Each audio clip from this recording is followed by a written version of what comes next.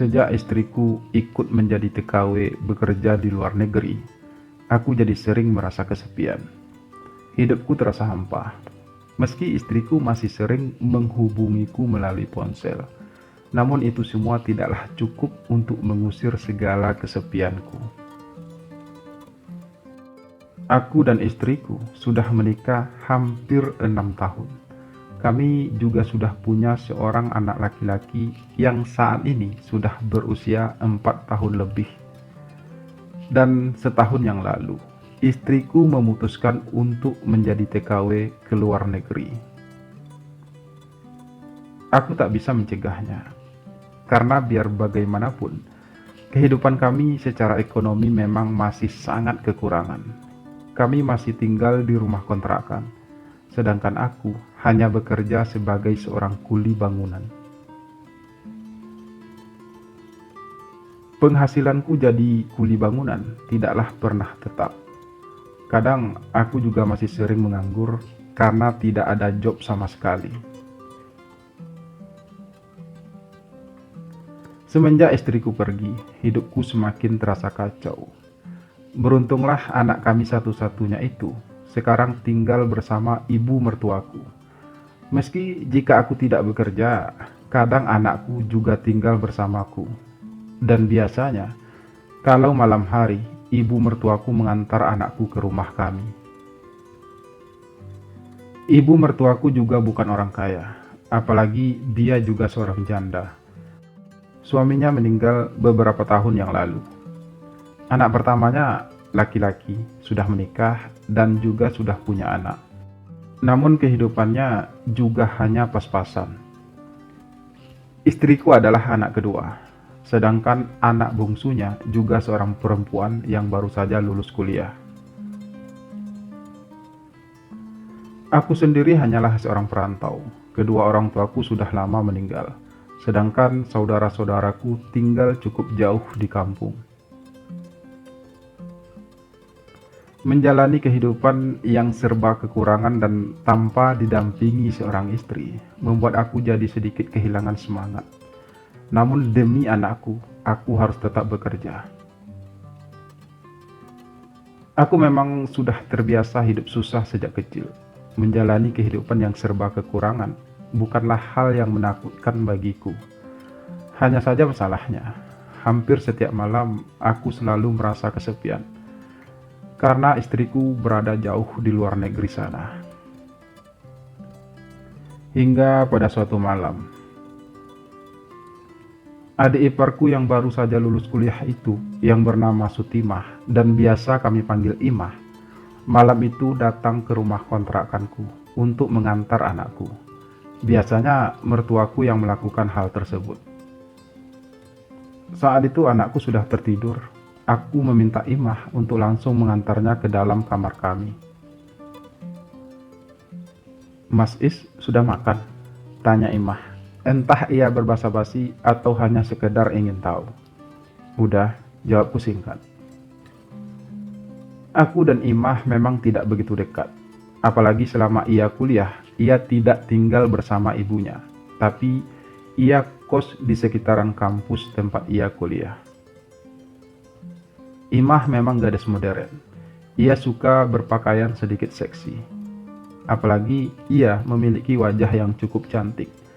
Wajahnya juga sangat mirip dengan wajah istriku. "Mbak Ida ada nelpon mas?" tanya Imah lagi.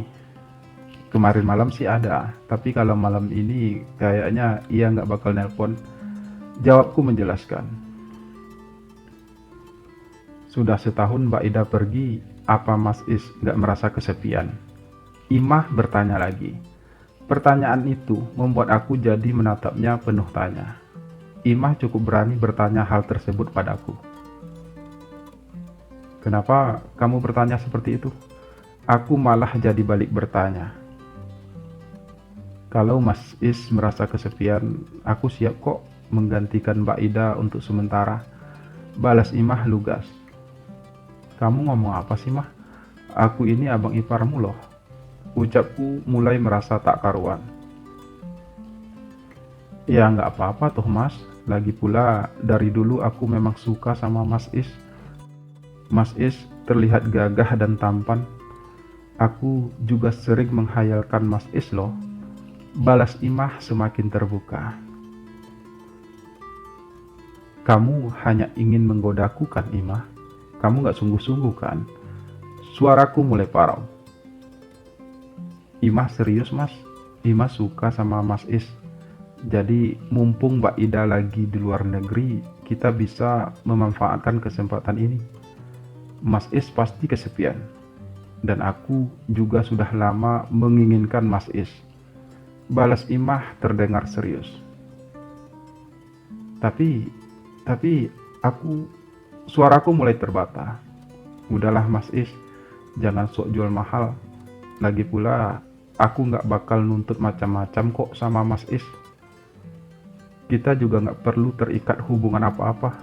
Hanya sebatas suka sama suka aja. Imah memotong ucapanku. Aku pun akhirnya hanya bisa diam. Sebagai seorang suami yang sudah lama ditinggal istri dan sebagai laki-laki normal, tentu saja aku tidak bisa menolak hal tersebut. Aku pun kemudian hanya bisa menerima perlakuan Imah padaku malam itu. Ternyata Imah sudah sangat berpengalaman dalam hal tersebut. Terlihat sekali kalau itu bukanlah pertama kali baginya. Aku mencoba mengikuti keinginan Imah. Sebagai laki-laki, aku juga ingin menunjukkan kehebatanku. Dan malam itu, untuk pertama kalinya, aku dan Imah pun melakukan hal terlarang tersebut.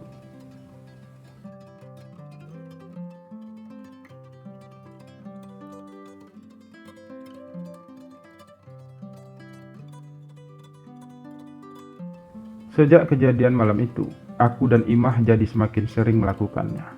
Kami semakin terlena dengan hubungan terlarang kami. Segala kesepianku selama ini kini telah hilang dengan kehadiran Imah, menggantikan posisi istriku untuk sementara. Hubungan rahasia itu terus berlanjut hingga berbulan-bulan. Sampai akhirnya istriku pun pulang. Kepulangan istriku tersebut membuat hubunganku dengan Imah jadi terhenti untuk sesaat. Namun ketika istriku sudah kembali lagi bekerja menjadi TKW ke luar negeri, aku dan Imah pun kembali menjalin hubungan. Tapi setelah beberapa bulan berlalu, hubungan kami pun mulai dicurigai oleh ibu mertuaku. Karena itu, ia pun berinisiatif untuk segera menjodohkan Imah. Imah berusaha menolak perjodohan tersebut awalnya. Namun karena terus didesak oleh ibunya, Imah pun akhirnya hanya bisa pasrah. Entah mengapa aku merasa kecewa menyadari kalau Imah akan segera menikah.